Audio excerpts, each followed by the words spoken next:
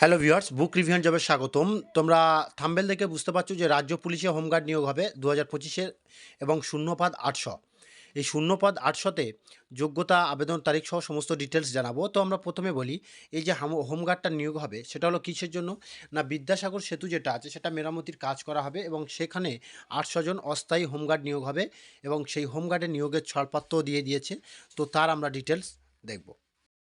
তো চলো আমরা প্রথম দেখি, এটা 27শে ডিসেম্বর অর্থাৎ শুক্রবারের পেপারে, বর্তমান পেপারে দেওয়া হয়েছে কি না, বিদ্যাসাগর সেতু সংস্কারের জন্য 800 অস্থায়ী হোমগার্ড নিয়োগে ছাড়পত্র। অর্থাৎ বিদ্যাসাগর সেতু যেটা আছে সেটা হচ্ছে কারে সংস্কার করার জন্য বা মেরামতি করার জন্য কি হবে, অস্থায়ীভাবে 800 জন হোমগার্ড নেবে, সেটা কলকাতাতে, এবং তার ছাড়পত্র নবান্ন দিয়ে দিয়েছে।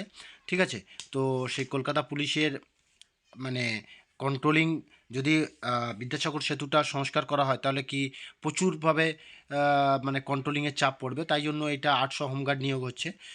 সেই জন্য কলকাতা পুলিশের পক্ষ থেকে নবান্নের প্রস্তাব পাঠানো হয়েছে এবং নবান্ন সেই প্রস্তাবে সাড়া দিয়েছে। তাই কিছুদিনের মধ্যে হয়তো সেই হোমগার্ড নিয়োগের নোটিফিকেশান বার হবে। তাই তোমরা যারা 800 হোমগার্ডের জন্য নিয়োগের রাজি চাচ্ছ বা নিয়োগে হতে চাইছো, তারা কিন্তু প্রস্তুতি নিতে পারো।